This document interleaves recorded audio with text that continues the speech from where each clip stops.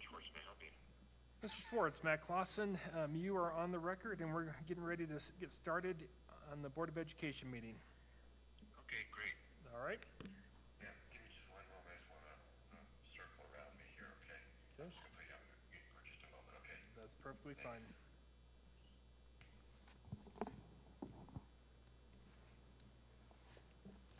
I've never seen this before.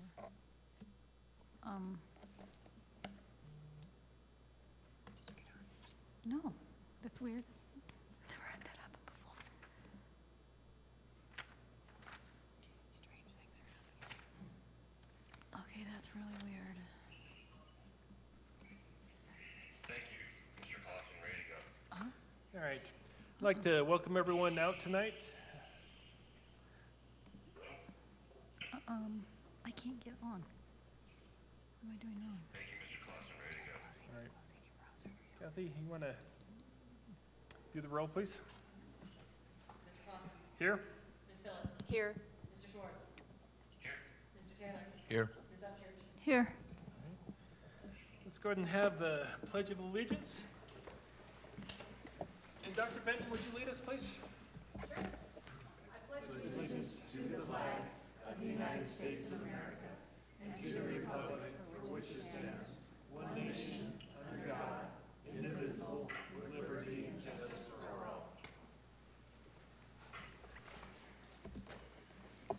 Oh, shoot. Okay, to view this meeting's presentation documents, please access Board Docs. The link to Board Docs website can be found via the D38 www.lewispalmer.org on the Board of Education meetings webpage. To view the live stream video of this meeting, please go to the Lewis Palmer School District 38 YouTube page. I got it. Okay, I'd like to make a motion to approve the agenda as presented. Second? Questions, comments, concerns? Okay. Is there going to be anyone that will be offering public comments tonight? Okay. I'm going to go ahead and skip that. Okay. Oh, do you want to vote for the agenda? Sorry. Oh, thank you. Yes, Namika, will you take a vote on the agenda? Mr. Clausen. Aye. Ms. Phillips. Aye. Mr. Schwartz. Aye. Mr. Taylor. Aye. Ms. Upchurch. Aye. Okay. And just to confirm, there are no public comments this evening? All right, moving on. Board member comments?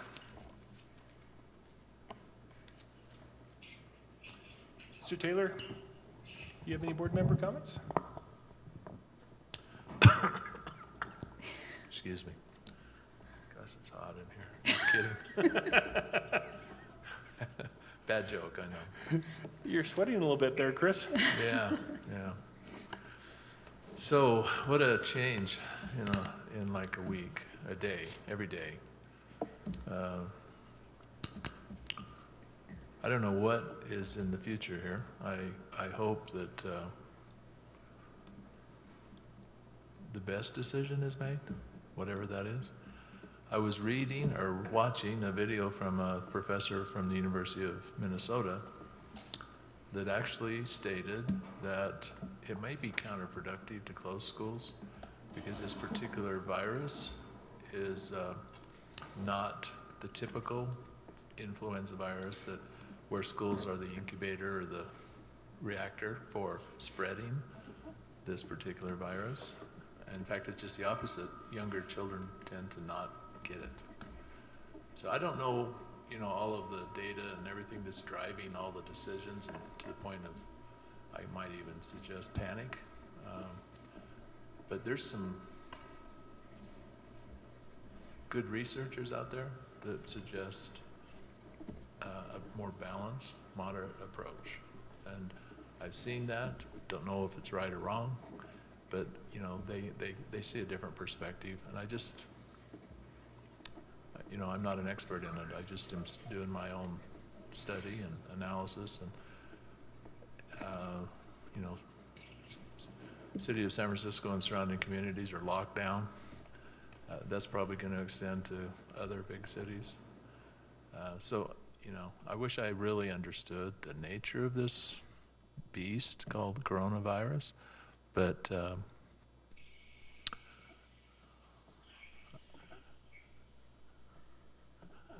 it's an issue that really is at the forefront, obviously, and I don't know what your plans are or what they will be going forward, but there's interesting information, and some may call it data, good data, that suggests that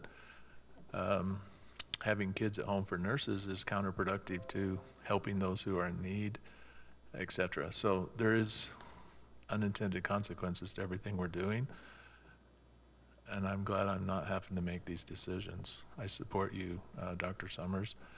I just wanted to bring this out because there's a wide range of information that's being disseminated, and as you study it, it's not any clearer. It's just that it's more confusing, but there's good arguments across the spectrum about what it means. And that's all I wanted to add tonight. Thank you, Mr. Taylor. Mr. Swartz? No comments this time, thank you. Okay. Hey, and Ron, if you're not speaking, would you mind putting your phone on mute so we don't get all your background noise? Okay, perfect. Thank you, sir. Ms. Upchurch? So it is interesting to see things change day by day and hour by hour. And I was asked, did I ever think I would see something like this to this extreme in my lifetime? And I guess it just never sunk in, being a Cold War kid living on the border in Germany. And it just didn't sink in until today when the announcement was made that even restaurants and gyms are closing. And it also made me realize that I have family members who, if my children were to have asymptomatic symptoms and not even know it, and if they were to go see grandmother, that odds are that my mom wouldn't survive. So I do have an appreciation for caution. Jim Reed, who's our director of El Paso County Office of Emergency Management, has said that there may be needs to come together as a community and make plans, whether it's school buildings for medical assistants or volunteers. And without knowing how long that this is going to go on, I appreciate all the community work that we've done so far and all the collaboration we've done so far. So I look at this also as perhaps this is another opportunity to see how our community comes together, how each of us are out there offering what rolls of toilet paper we have available to share with our neighbors. And I have an extra bottle of bleach if anybody wants it. And maybe this is an opportunity for our teachers and our educators and our community members to come together, and our students to come together and find ways to assist each other and volunteer. And I do believe that we will get through this, and I do appreciate the leadership that has gone into the thoughtfulness for our kids and for our community. So I went to Monument Academy's board meeting last Thursday, and their board voted to give their COO, Christiana, the go-ahead to come up with a extended learning plan. They also talked about start times and curriculum, but that was definitely on the forefront of their meeting as well. And that meeting occurred just moments after our announcement was made that we were joining with area superintendents and closing for the sake of our students as well. So thank you. That's all I have to say. Ms. Phillips? Yeah, I actually wrote out a few things because it is such a tumultuous time. And I started with values, concerns, commitments, and possibilities. And we value strong leadership, and we value our teachers and staff. We value our children. We value public education in our communities. We've heard concern regarding health and safety for our children, our staff, and our most vulnerable populations. There's also been concern about why and when decisions have been made. Our commitments are not only to our families, staff, and students, but also to our entire community, as public schools are a hub for our citizens. It is an enormously impactful decision to close a school for a day, a week, or longer. Yet, Challenges often highlight the best in humanity, and so far, our community has rallied around those who may be most in need: families dependent on assistance or dual income, healthcare workers, and our most vulnerable citizens, our more seniors, and those who are immunosuppressed. All those who are heeding the advice of the CDC are helping to prevent the spread of this pathogen such that we can mitigate a pulse to our healthcare system and safeguard all who contract the virus. We now have possibilities to endeavor in new ways with online education, providing lessons, communication, and stronger community interactions. Social distancing requires physical distancing, but it doesn't require relational distancing. We are in a moment when we can model for all of our young people, including those now returning from college campuses, what resiliency and compassion can create. So hang in there, and if you need help, please ask for it. Thank you. Ms. Phillips, I concur with the statements that have been made by my fellow board members. Attempt to get us done within an hour. I'm going to forego my comments, and we'll turn it over to Dr. Summers. Thank you, board members, for your comments and your statements and reflecting the significance and seriousness of this time. If it pleases the board as well as the community, I'd like to read also a written statement that I've prepared. When March began, I couldn't conceive that we would be in the place we are now.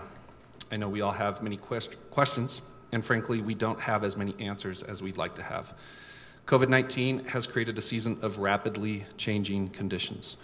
In the middle of this uncertainty, D38 is working diligently to provide stability and direction in terms of where we go from here.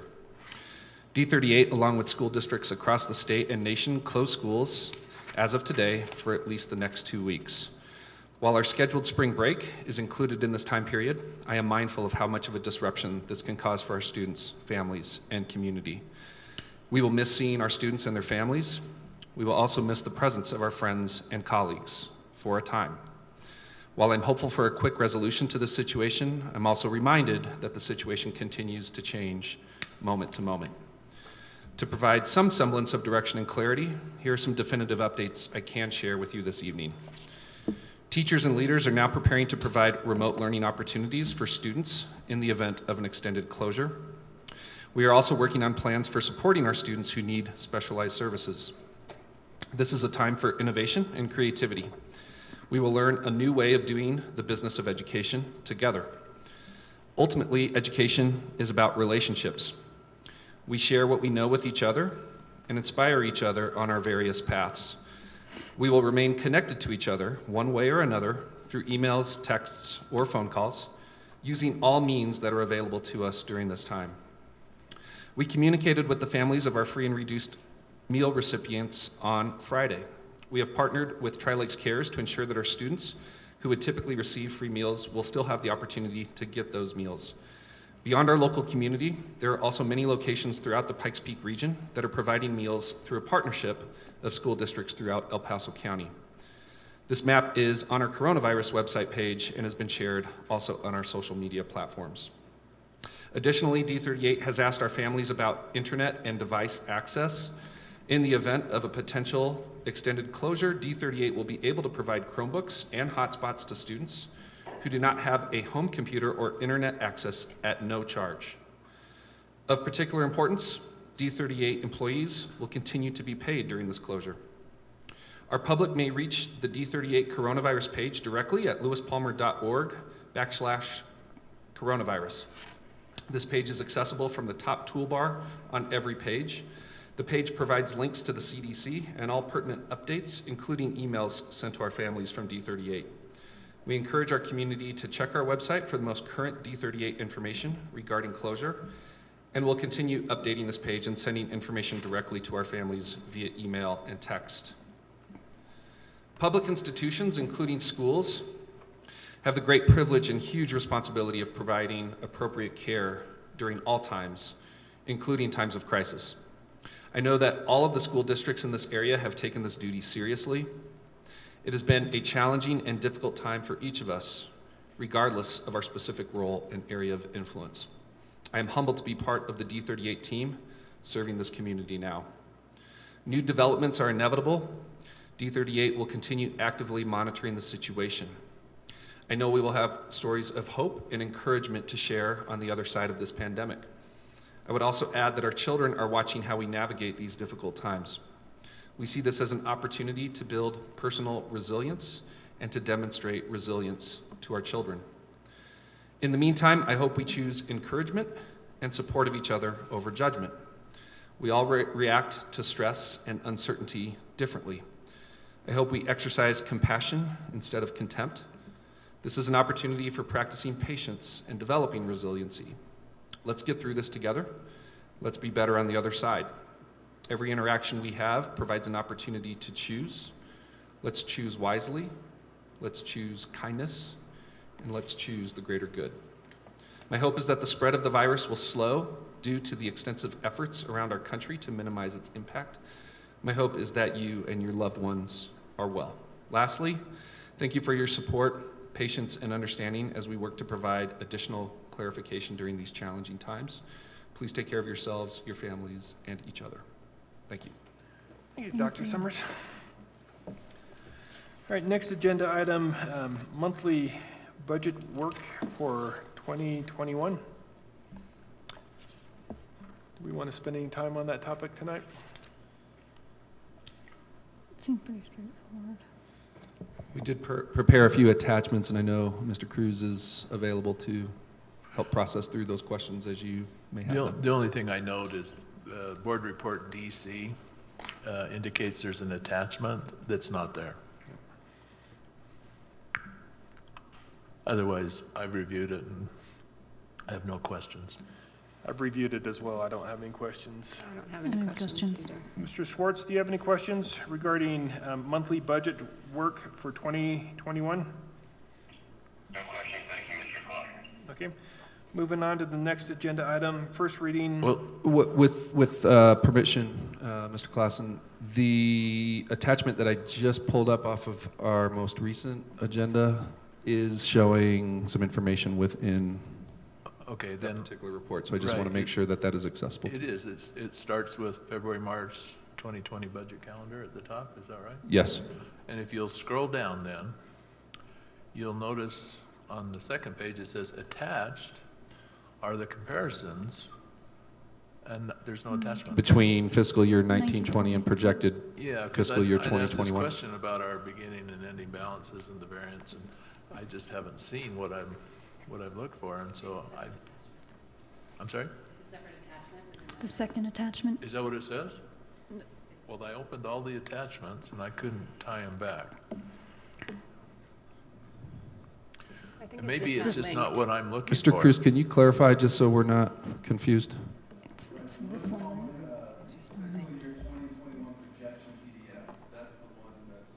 The attachment.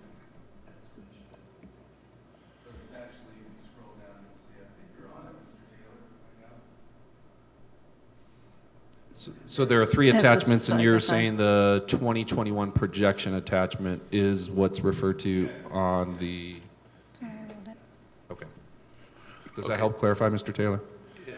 It does, but it doesn't address a question I asked a board meeting or so ago. And that was what our reserve analysis was. So it was reflected to us at one point that we didn't have a budget problem this year because of some carryover things.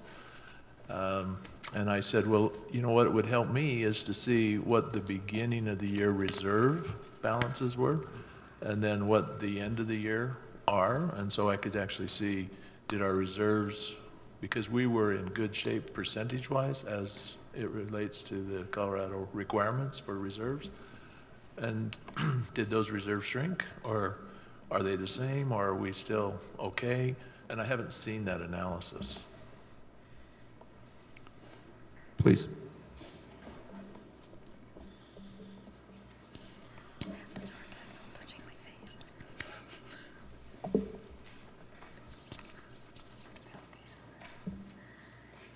Thank you, Mr. Taylor. What I gave you was just a paragraph that talked about the variance of the good of 1.774, 343. What I don't have there is I can give you those two figures, the beginning, what the ending fund balance was and what the budgeted beginning fund balance was for the 1920. So that the end of the audit, you had an ending fund balance that was higher than what was created in last March for the 1920 school year. So there is a difference there, and the difference is that 1.774 number. Okay, so I'm not sure I'm asking this appropriately. Okay. So at the end of the audit period, which was June 30th of 2019, 19. then we have a budget for 2019, 2020. Yes. When we did that budget, we overestimated attendance. So our budget was too high, and so we had to make cuts in various places. Yes. And a month or two ago, you said, well, we're okay because of some carryover from the prior year. What I've asked for is because at the audit period ended June 30th, 2019, we had fund balances. Yes. And by state suggestion, regulation, whatever it is, you know, we have to have a certain percentage of reserves. Right. And what I was really looking for is, well, if we know what it is at June 30th, 2019, what are we anticipating it to be now at the end of June 30th, 2020? Got it. Because what you told me hasn't answered my concern about whether or not our reserves are going to be similar, less, or more Okay. for this coming June 30th. And I have that developed, and I can send that over, give you that information. Right now, it is, we're trying to approach the budget a little more conservative on that. But as far as beginning fund balance, just off the top of my head, it's around an $11 million amount. So let me get I'll get the Understood, straight understood. numbers. But I hope you can appreciate what I'm trying to do. Yes. Rather than look at all the variances to come up with how you're trying to balance the budget, what I'd like to see is what does the reserve forecast look like right now compared to what it was at the end of last year? Okay. To see where we are in terms of the state requirement for reserves. Because that doesn't give me 10 or 100 line item plus or minuses. It just looks at the end result. And are we in better shape, equal shape, or worse shape? Does that make sense? Yes. What I'm looking for? Yeah, it does, and I Okay. can give that to you. Perfect. Thank you. So, Mr. Taylor, so I'm clear, is this information that you would like updated on a monthly basis or just as one-time satisfactory? One time satisfactory, but I asked for it a couple of months ago and I haven't seen it yet. So that's when I was Okay. looking through here, I was looking for that. I just haven't seen the answers yet. Okay, perfect. And there's no rush. I want to know before we get to the end of this year, where will we be? You know, compared to where we were, because we've communicated through this forum that we're going to be okay or better. And I would like, the only way I can really measure it without looking at all the line items and understanding all the whys and what fors is just look at the net result of what's our reserve balance projected at the end of June 2020 compared to the one we had last year. Are we better, or are we the same, or are we worse? I can give that to you. That's all I'm looking for. And we have a stronger beginning fund balance right now than we did. We have a stronger fund balance than what we budgeted, what we had projected last year in the beginning fund balance. I And can that's tell what you reflected. I just would like to see that But I can analysis. get you those numbers, and I can share that with the whole board. If you that's what send it to the numbers. whole board, I too would be interested in those numbers. What I would propose, if we're able to meet this timeline, is that we could have it available by the next work session, which would be April 7th. Perfect. Is that fair, Mr. Cruz? Yes, Okay. if you need it sooner, we can do that. Just one, Ask a question on this topic. yeah, speak up, Ron. Ask a question on this topic. Yes. When we do this at the next board meeting or even when thereafter, can we have some type of a baseline established of what the proper amount of reserve is, and a very, very simple, doesn't have to be discussion, but rationale behind where that number is, so that as we move forward on a monthly, quarterly, or annual basis and look at this, we know what good looks like, and we can Absolutely. Yep. Thank you. Okay. Any further discussion on this topic? Thank you. You bet. Thank you, Mr. Cruz. All right, moving on to the first readings of revisions to policies ILBC, JLCD, JLCDB. Did I get those all right, Ms. Phillips? Yes. No left. All right, any questions on these? I did have a couple questions. I'm trying to pull it up real quick. Which one is it? So, real quick, on policy, there it goes. So, administering medication, the first one, where it expresses the term non-prescription medication includes but is not limited to over-the-counter medications, homeopathic and herbal medications, vitamins, and nutritional supplements. My only pushback with that is it narrows it down, but it's also vague in how it narrows it down. And what I mean by that is when I think of vitamins and when I think of nutritional supplements, I think of the mom that puts the Lunabar in, and that seems like a no-brainer. Like logic would say that's fine, but technically it's a nutritional supplement. So are we gonna? Does it open up a possible slippery slope? Homeopathic and herbal medications. I mean, my son has an herbal homeopathic lip gloss and lip balm, and again, that seems like that's acceptable. But if somebody reads this and it's up to interpretation, what happens if down the road somebody doesn't interpret it the way I do?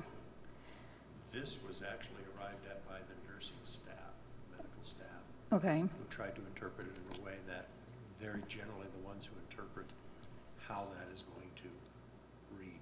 Hey, Mr. Foster, sorry for interrupting, sir. Would you mind, see if that microphone's working? Is it now? Is it now? Yep. Okay. So that was arrived at by the nursing staff, the definitions of those things. Okay. So they were the ones who tried to sort out the wording in what medications are and how medications are Defined by them. distributed and defined.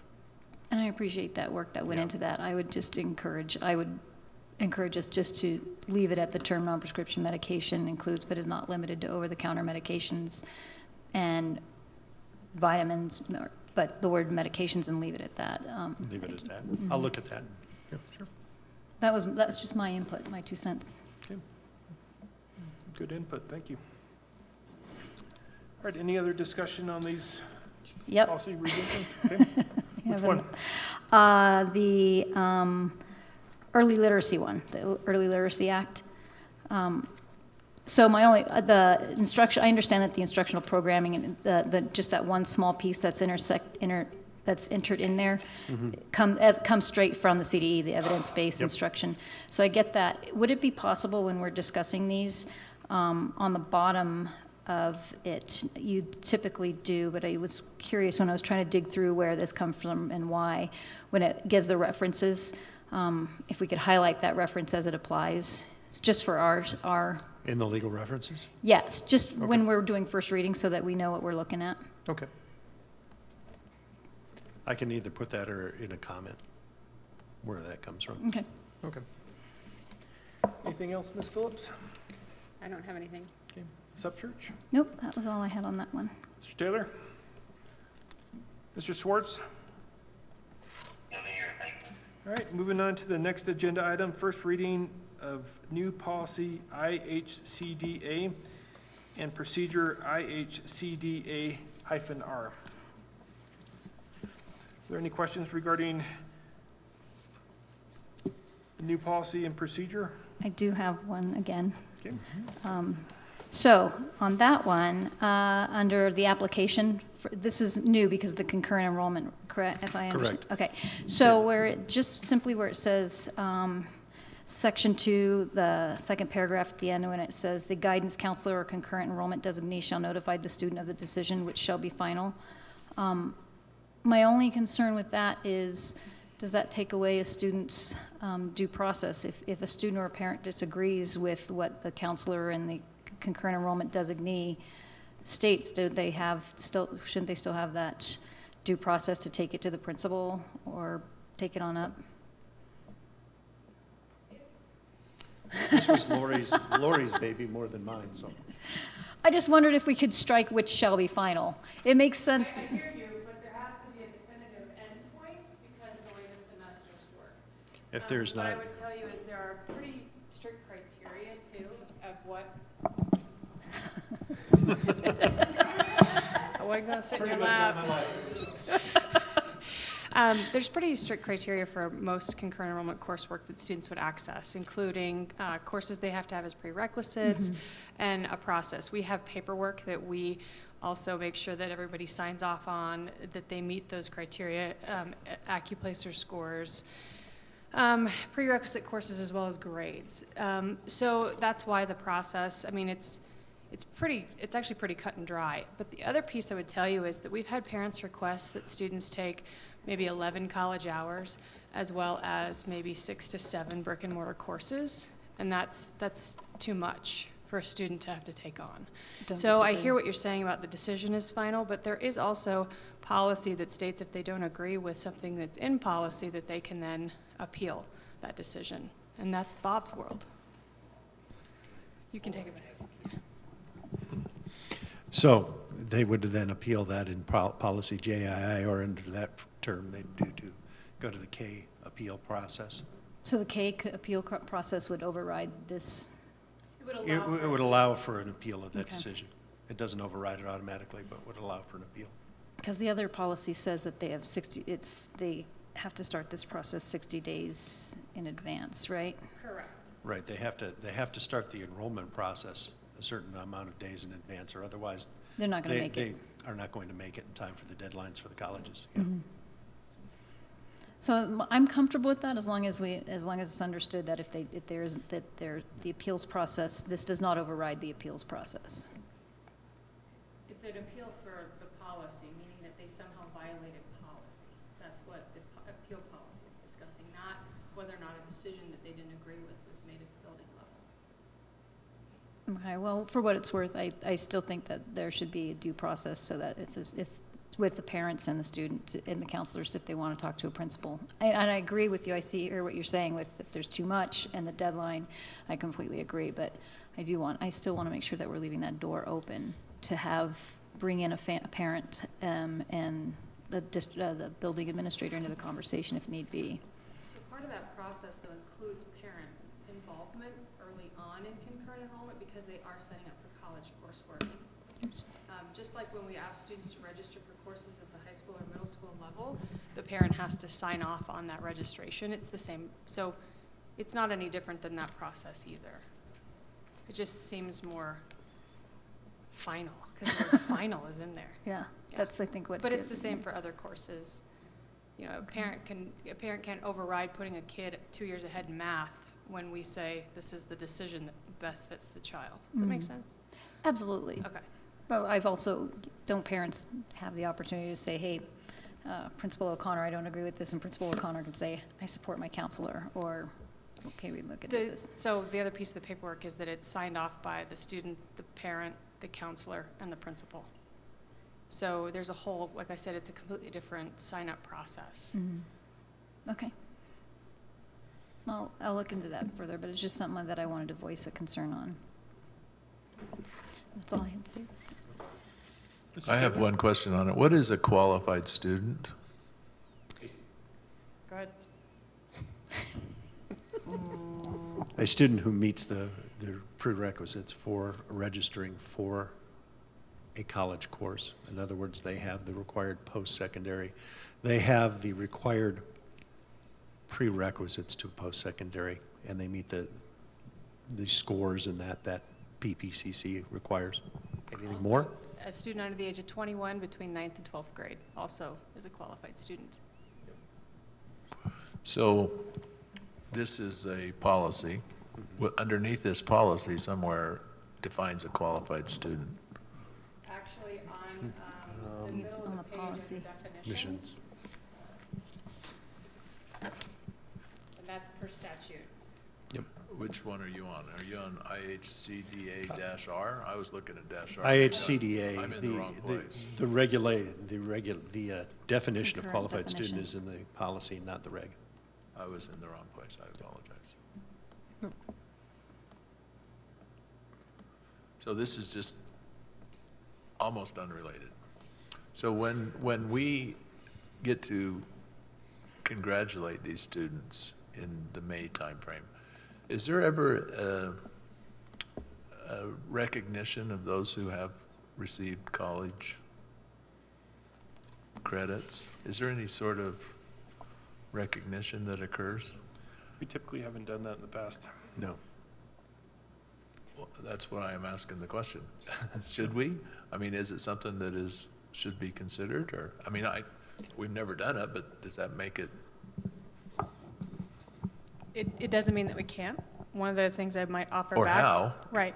We do have, this last year, we had about 1,300 students access AP testing, and we don't recognize them either, but they can earn college credit. About 75 to 80% on average earn a 3 or higher, depending on where they're going, that transfers or not. So the question just becomes when do you stop with that piece of recognition? I understand, but my point is more about informing our community of these successes. I mean, I'm not looking at it just, well, this kid needs to be recognized because they have 3 college credits.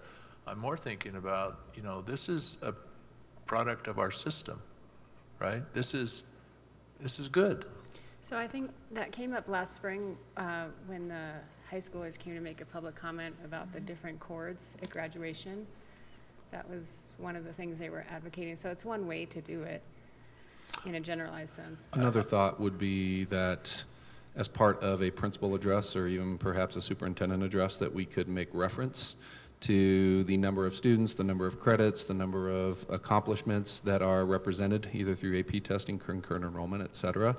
I do think it poses somewhat of an opportunity and also a challenge from a high school principal and graduation ceremony exercise perspective to think about individual recognition because there's sometimes no limit to what you might include. However, what I would also tell you is that in conversations with both Dr. Bramschreiber and Ms. O'Connor from both of our high schools, they are open and interested in convening a committee that would look at everything from how we go about recognizing not just students in this category, but other accomplishments within the process of graduation, which opens up an opportunity to look at things perhaps a little bit differently, but we would propose that that's something that's part of a collaborative group of folks, including parents, students, administrators, so that that both schools are on the same page and that we can be real intentional about how that recognition looks and sounds within the ceremony itself. And I wasn't necessarily suggesting that venue. I was just, I wanted to raise the question. Sure. Because here, in the 2 years I've served here, I've seen state champion football teams, volleyball teams. I've seen a lot of sports recognition. I haven't seen too many academic recognitions. And it seems like, why wouldn't we? I think it's a good point. The last one that's coming to mind is when we recognized our distinguished Governor's Award and John Irwin Award winners at the, I believe that was January meeting. I think certainly we want to take every opportunity we can to publish and celebrate that type of accomplishment on behalf of our students, our staff, and certainly our schools. So we can certainly talk more about what that looks like within this venue as well. And that's what this policy made me think of, was how do we recognize more broadly student achievement? And that's all I'm really asking.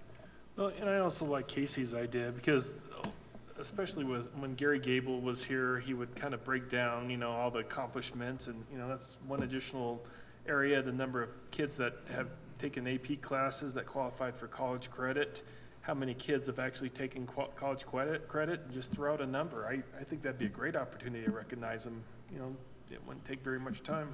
I think it'd be great to have a committee as well, because there are a number of our kids who graduate from high school and also have worked on a associate's degree. certificate at the community college level or something. And so we'd want to make sure we're, and just from my own perspective, we have individual musicians who have gone and done amazing things that aren't necessarily reflected in the diploma.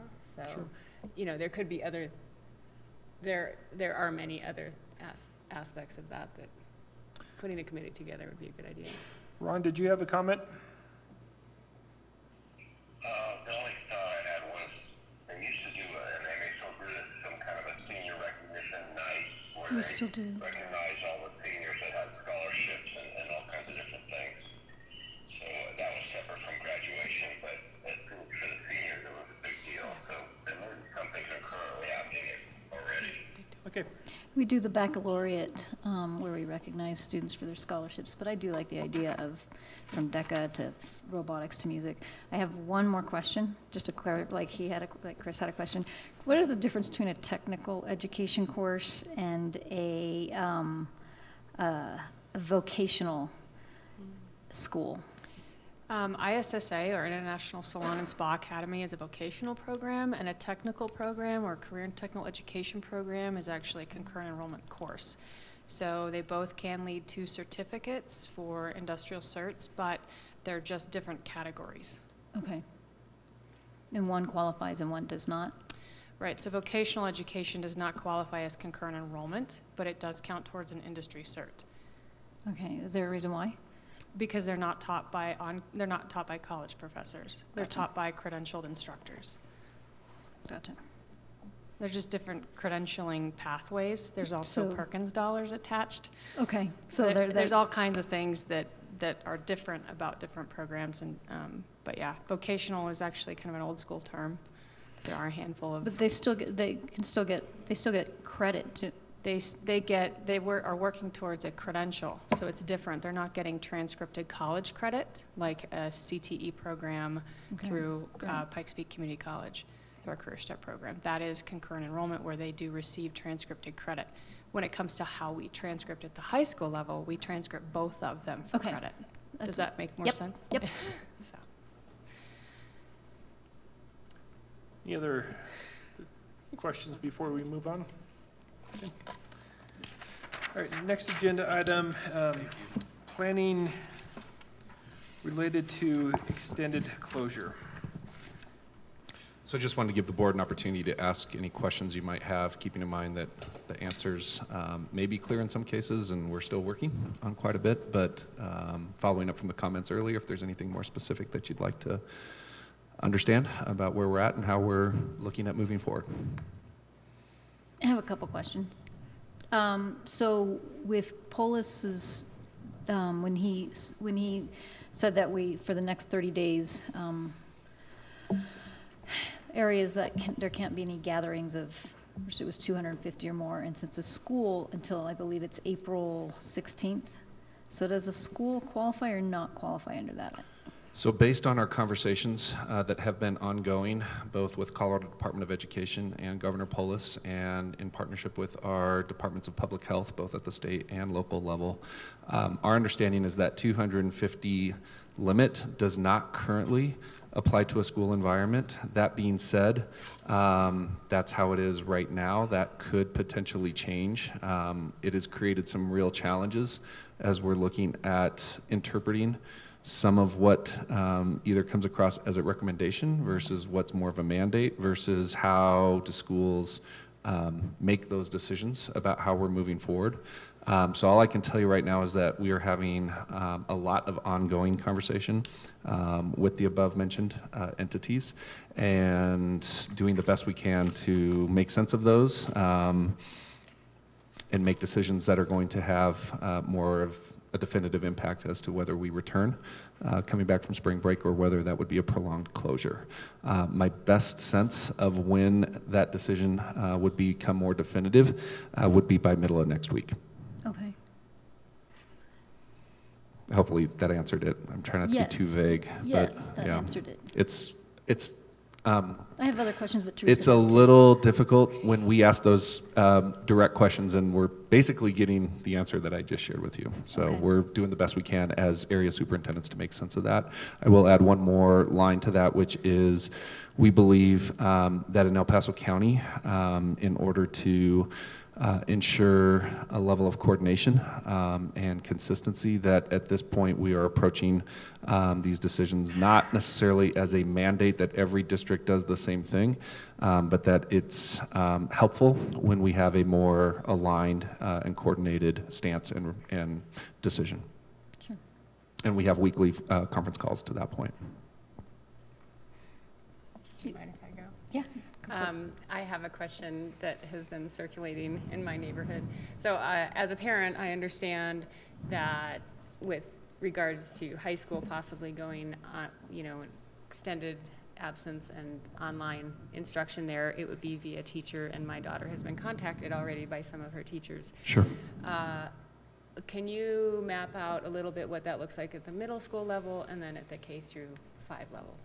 Sure, and it's still evolving, would be the first step. I would tell you that at every school, we are working in partnership with our principals as well as with instructional coaches, lead teachers, folks that have already taken some steps to implement what I think we would effectively refer to as a blended learning environment, meaning a combination of both what happens in person and what happens away from the classroom, to develop ideas and strategies for how we would effectively create, I'm going to use this term, which will initially sound kind of vague, as a continuity of learning for all students, recognizing that for students in a primary grade, for example, their level of access in terms of what programs and what resources are available online kind of look different ways. And I can share with you just a couple off the top of my head, though I would not qualify myself as the expert down to the level of detail here, but programs, for example, like I believe it's Reading Plus. I'm looking to Dr. Benton for her nod, as well as Moby Max. You have examples of modules, learning modules that we could assign students that would enable them to work at their own pace with, at least to the extent the program can create feedback or immediate reinforcement as to, hey, you got this right, or no, you didn't, and here might be what the right answer. So those programs effectively can be administered at home at the recommendation of our teachers to say, hey, spend 30 minutes, for example, on this particular program, work through these specific modules from point A to point D, let's say. What we're envisioning is more or less combination of daily, weekly lesson plans that can be communicated and shared so that at least students would have an initial sense of what they could be engaging in. And then we're already taking steps, as you alluded to teachers that are sharing with students opportunities for extended learning or enriched learning, if you will. I think the key distinction that we would want to make right now is that what we have communicated in those situations with students is not something that we are currently requiring or grading. That's one of the challenges that we are currently trying to develop solutions and strategies to, is how are we making sure that we can assess learning when it's not happening in person or live in the classroom. The other big challenge that comes along with that is the accommodations that we're trying to make sure are available to students who may need specialized supports. And that is something that we are actively trying to seek guidance and input from districts that are either already implementing this, state guidance in terms of what types of services we are mandated to provide and how we can ensure FAPE, free and appropriate public education, to all of our students. And I think we're just really sensitive to the fact right now that because this is real uncharted territory, that it could be something that we're having to get really creative about. The other component to that is we recognize that teachers already have, some of our teachers, I would say, have strategies or ideas that we may not even completely know right now. So we're trying to pool all of those strategies and share those across all of our schools so that we're sharing information, best practices, live and in action, so to speak. So I know that's a lot, and I don't know if it completely answered your question, but No, it's helpful. we would recognize that the needs of students both throughout the K through 12 continuum, as well as understanding the individualized needs of every learner, is something we're really trying to do everything we can to make sure that we're on the same page with that. And one more point is we are actually meeting virtually with our principals tomorrow to review all of those site plans, to share again the information and best practices, as I've already mentioned, and make sure that we're providing professional development for our teachers, again virtually to the extent possible, so that they have the opportunity to wrap their minds around that and do the best they can as we're potentially moving forward with more of a prolonged closure. Thank you, that's helpful. Thank you. So which brings me to my other question. I have two quick questions. One's quick, one's the other is not.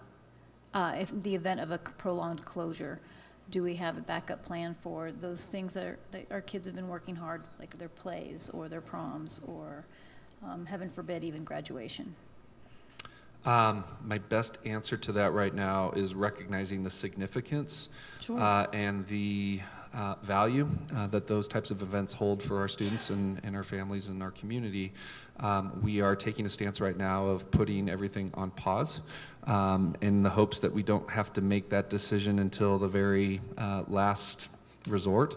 I hate to say this, but I think it's fair to say that there may be a possibility of either canceling, but in ideal shape we would work to postpone and do something to the extent that we're capable of doing to create either that event at a later time or some variation of that event. Now, for example, the play, I don't know what that looks like right now, other than to say we know we've got kids that have worked really hard on it up to this point, and we also know that all of their practices and rehearsals and everything are completely being affected by an extended closure.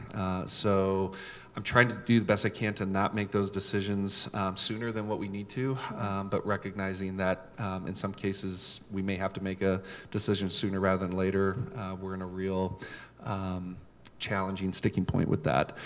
The other thing I would add to that is, in light of CHASA's decision to essentially cancel all activities or all athletic and CHASA-sponsored events through at least April 6th, that will certainly have an impact in terms of some of the pieces that we don't have a lot of control over. In fact, I will say we have really none in a CHASA sanctioned or sponsored event. So we're again really trying to be sensitive to all of that and do the best we can through some real challenging times with everything. Which brings me to my last question. I don't know if you have questions too, but how can we as a board and how can we as parents in the community support you and our administrators and our teachers through this? Well, I would start by saying I feel like we are getting a lot of support, both from our community, our parents. I already feel that from you all. I believe staying in the loop and being in a position where you all, and for any parent that's out there, do the best you can to seek guidance as you need it, but also remind our students that, if I can just kind of go a little bit off tangent here, I'm really worried about our kids feeling like they may not have a real sense of what the end of all this looks like. And so the more we can really attend to and process through those concerns and give credence to the fact that our kids are going through a real challenging time in that space, I think is probably where we need to spend the bulk of our energy and our effort. I think we're going to do everything we can to continue to communicate and share that information via various channels. Received a lot of emails, both with questions, which are helpful for us as we continue to provide clarity in the information that we are circulating. There's also a lot of folks that are offering up ideas and different ways that they can support to the extent that they're able to. So I think the more we can just stay attuned and stay connected as best we can through again, some real unprecedented times. I think that's my best answer right now, and if there's more, we'll certainly let you know. Okay. What is the district doing for nutrition needs of those who rely on lunches? So we, as soon as we knew we were going into this extended closure, worked very closely with our food service director, Stacy Baker. Dave Cruz, you can chime in on this as well. We've taken some initial steps with the food that we've had available, both for breakfast and lunch, create 250 grab-and-go essential meals with the different materials that we've had, and we, I believe, came in, was it Saturday, to prepare those. Where we have shared those meals and what our destination point for helping our families go and access these meals and other needs that they may have is Tri-Lakes Cares. So what we essentially did is... Just so I understand, the distribution is through Tri-Lakes Cares, Correct. not through our Correct. facilities. We, for a couple of different reasons, just were not in a position where we could identify a school site as that point of distribution or pickup. So we sent a communication on Friday to our families that are identified already in our system, and we've put this information out as well through our social media platforms as well as our website, circulating the information as best we can. My understanding is we've had at least, I believe, 60 families that have coordinated with Tri-Lakes Cares through today in an effort to be recipients of those meals. The other thing I know that we did was we donated all of the produce that we've had in our bank, if you will, as well as milk. I want to say several gallons of milk that have also been donated to Tri-Lakes Cares. So I think we've had a pretty responsive stance on this, and one that we'll continue to monitor. I would also offer up that Tri-Lakes Cares is working as best they can to communicate what they can do during this time, and so we're making sure that we use those updates and continue to communicate that accordingly. Yeah, I'd say Anything the else? coordination with Tri-Lakes helps families not only just receive the grab-and-goes, but then they'll fill out these forms and they'll be able to receive additional services as well as additional food. So it's a really nice opportunity for them to discover, oh yeah, there's more here than just grabbing and going. So I think it's a great choice Yeah, to it's awesome. utilize someone who's designed for that very purpose. So very good. One more add, and I alluded to it in the letter that I read earlier during the update. We have also communicated information in coordination with other school districts in El Paso County.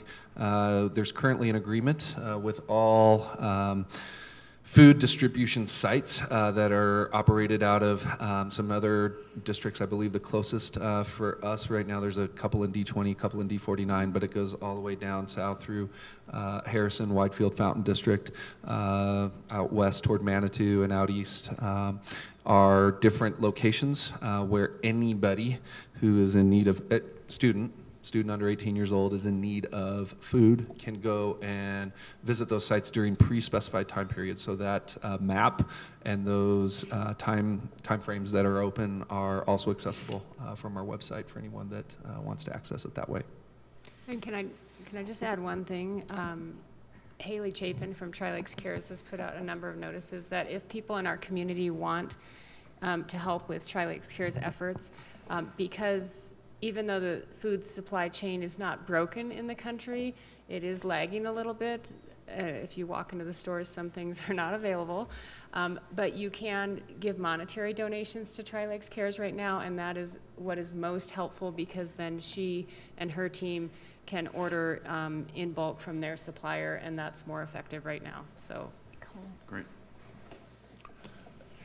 Great questions. The last comment I actually have is I'm fairly certain that by the time I get home tonight and refresh my understanding of current events, things will have changed because it's happening that rapidly. All indications that I'm seeing is mid-June before there's some relief.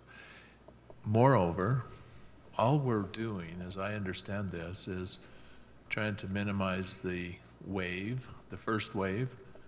But in reality, this virus is going to take its course, and the wave's going to last a while, perhaps years. So it's not going away.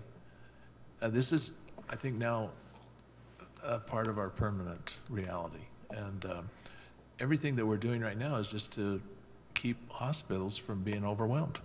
You know, the care, the ability to care. Because if it just happened with a huge wave, we'd be in greater trouble. But in reality, even if we hold back, everything we're doing is to contain and stop the spread. But we're going to come to life again. And when we do, the virus will continue. This is not, we're not defeating the virus with all the actions that are occurring. We're just trying to prevent the wave being too big. That's the way I understand it. So, having said that, I'm going to come back to this University of Minnesota professor who says that, you know, school closings could be counterproductive because of the nature of this particular virus. I don't know, and I'm more than happy to give you the link to the guy's name, and maybe you've already seen it, but all indications that I see in the business world is, you know, life is shutting down for a couple months. It's mid-March, and everything I'm reading right now, today, says mid-June before things are going to open up again. And even all of that still doesn't resolve the issue of the virus. The virus is going to continue. The wave might be lower, but the wave will continue. And there's a large percentage of this population, just like regular influenza, that's going to go through the suffering, build their own immunity to it, and or the real danger here is to, you know, the high-risk population, either aged or those who have respiratory problems. So I wouldn't want to be in your shoes, but in reality, I don't know, you know, it's hard to predict even mid next week because things are going to change tonight, tomorrow. I mean, the last thing I saw was to have 160 cases in Colorado. Well, a week ago it was 16. And it's just going to continue to grow. And I wish you the very best. And I wish I had any idea at all what I could do to help you. But in reality, you seem to be doing the right things. So I didn't necessarily hear a specific question in that, There Mr. wasn't. Taylor. This was purely a comment. But I appreciate that keen observation. Would echo much of what you just described and only offer up the additional frame that while we recognize we are just at the beginning of how we're responding and dealing with something that is definitely different, new to anything that we've had to encounter before. We are looking at every ripple effect and impact in terms of how that informs decision making. And this maybe goes back to the question you posed earlier, Ms. Upchurch. I think would only also ask for just that patience and that patience, that grace, and that understanding that we don't have a playbook that is completely foolproof right now, and we are continuing to leverage the expertise of those officials that we can lean upon in times like these, and make sure that we're doing everything we possibly can to address every aspect of the scenario with a focus on what we need to do to ensure that our students and their learning are still kept at the forefront of that decision making. Well, and my 2 cents are, for whatever it's worth, I have to give and acknowledge what Dr. Summers has done, because everything that we're doing is to protect our kids. You know, it's not convenient for anyone, you know. I'm sure it's not convenient for you. It sure isn't for my wife, and she's a little grumpy. I didn't make a stronger effort to keep her kids in school. But when everything is said and done, we have a fiduciary duty to our kids. And like you said, Chris, it may or may not be a good option, but based on the information that Dr. Summers had and shared with me, I think it was the right decision at the time. And as he articulated, as new information becomes available, you know, the position will be reevaluated. I've heard from, I've read in a couple federal organizations that are recommending that schools shut down for a minimum of 8 weeks. So I think this is a fluid situation based on evidence, some of which is new, and I guess I'm confident with Casey at the helm and assisting in those decisions for District 38. do have a question based on that comment there. Does the school district have the ability to test? So our advice that we are, again, actively in coordination with Colorado Department of Education on, in regards to how we are proceeding with assessments. Right now, everything is on hold. Assessment materials have not yet been mailed or sent to sites, recognizing that some of that is still paper pencil, some of that is also electronic or online.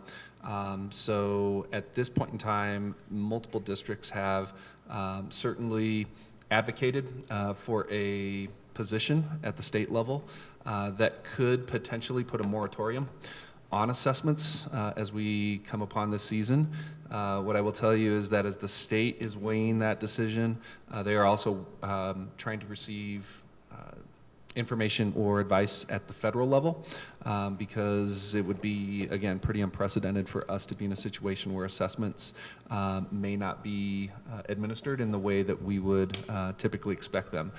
I think the other component that I would mention to that is we don't see testing right now as the fundamental area of focus, but we also are mindful of the legal obligations that we have to exercise those assessments. So we'll continue to seek out what the state's stance on that is. I believe there'll probably be more definitive information here in the next few days. But currently, all of those assessments that we typically are used to seeing, because we're right in the, well, at the beginning of that window as we kick off this week. And so clearly, we're not going to be doing that. We also are mindful of what the impact would be if we come right back to school. Let's say we're in session as early as the week after spring break. I don't envision assessments being the primary focus as we're returning to school. So again, that's just one of the many different aspects of that situation. Well, there's a lack of tests available, number one, as I understand it. And number two is if we did reopen, you would almost want some sort of screening. I think you two are talking. Are you talking? I'm talking assessment, like. I'm talking about a test of the virus. So everything I just shared Coronavirus. had nothing to do with I didn't think so. tests for the virus. No, I'm actually thinking more from the RN perspective. Okay. You know, the Thank you. nursing, right? Because there That's is a important lack distinction. there is a lack of tests available across the country. And in reality, I don't know if the school districts are in line to get these tests. To my knowledge, there is no line on the schools or public education's responsibility to be a testing site or to facilitate any sort of health assessment utilizing any of our resources, whether it's a site or personnel. But everything that I said about the academic assessments holds true. But when you get to that point of reopening, Yeah. you know, there's got to be a screening process, I would think. Because I otherwise don't you know. become an incubator and I a don't reactor know to about that. spread What it. I will tell, the advice that we were receiving prior to making the decision to close, and I would envision this still being part of advice that we would receive, is that if staff or students display symptoms consistent with COVID-19, that the first step is to make sure that they stay home. Secondly, we would encourage them to reach out to their local health provider. Third, if they are tested and we were to receive information on either a staff member or a student being a confirmed case, that we would mandatorily then have to impose a 72-hour closure of that specific school site. If it's 2 cases, it would double. It'd be 144. If it's 3 or more cases at a specific school site, it would actually be a mandatory 14-day close. That was the information that we were working with from the governor, I believe, going back to last week. The fact that I can keep this straight, it says something. Thursday morning. Was actually that information came out on Wednesday. We made the decision across the area to close on Thursday. So we've yet to receive any additional information other than we will be notified by the public health department if we do in fact have a confirmed case dealing with either a student or a staff member. What we are not going to receive notification on, unless we hear from a family or a staff member directly, is if somebody in their family were a confirmed case. In that situation, we would encourage our families or staff to let us know about that, but we would not necessarily receive that information otherwise. Well, your guidance that you have, that you're working under right now, if this continues to spread, which all indications are as it is, I don't see us reopening. That just, So I'll go I'm on not making a record and statement. I'm say, just well, saying, I that don't is see how that's gonna absolutely, happen. yeah, that's absolutely a potential for a prolonged closure. We have yet to make that decision definitively. Understood. Mr. Schwartz, is there anything that you would like to add to this conversation? Yeah, I guess the only thing I would add is that number one, I think what Dr. Sullivan and the team are doing here, yeoman's work is outside their normal scope, and it's going to yield us a lot of new and innovative ways of doing business, which will benefit our children, which is why we're all here. Secondly, the other thing I would ask that we really keep in mind and help our community members understand is that if we have the luxury to spend our cycles discussing how we handle academic versus healthcare, we're in a really, really good place. To Dr. Taylor's point, this is just the early stages of the pan or epidemic, and we want to make sure we're vigilant on the healthcare side first. They always make up a quarter or a semester. If we can avoid long-term or permanent results of illness, that's really what we want to achieve here. Okay. Thank you, Mr. Schwartz. Is there any additional questions before we move on to enrollment data? Okay. Are there any questions regarding the enrollment data?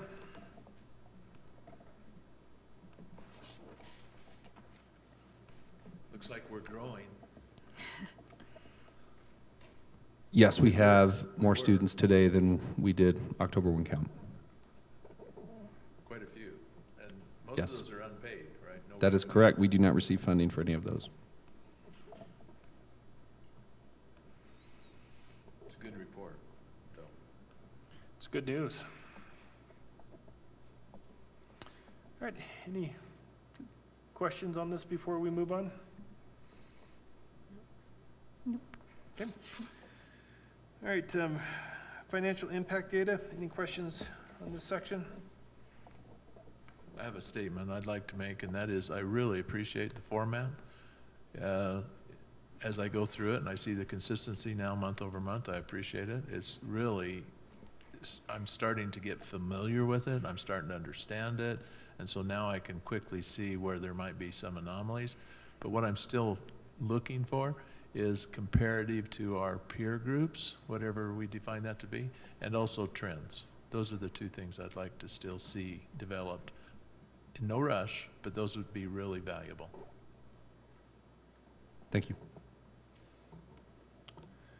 All right, any additional questions or comments regarding the financial impact data before we move on?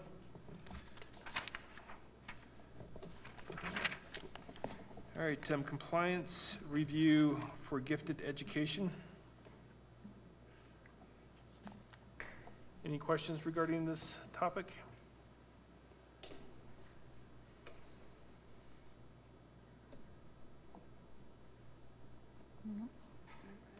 Hearing none, I would just add up one more kudos and appreciation to our gifted and talented facilitators and the support from Annette Bass and Learning Services. This, just to summarize it, was a near perfect report, and it reflects the stellar work that's taking place by our multiple staff members that are responsible for ensuring best practices within gifted education. Perfect. Any questions? This is not inclusive of MA's gifted and talented population, is it, or is it not? There are pieces that are inclusive of Monument Academy as their AU, including compliance for ALPs and budgetary components, not necessarily programming. Okay, that's what so any of the Yeah, so programming stuff is identification, not. right, and as you look through the seeker, all of that is, that's all encompassed as our, because we're their AU, Okay. or their authorizing unit. Okay. Any additional questions? No, And thanks, nothing Dr. Benton, specific. for all your Thank you. leadership you. and support with this as well. Appreciate the report. Grade 8. I didn't do it. The GT team did, so. Well, we'll still give you credit for Support that. goes all the way around.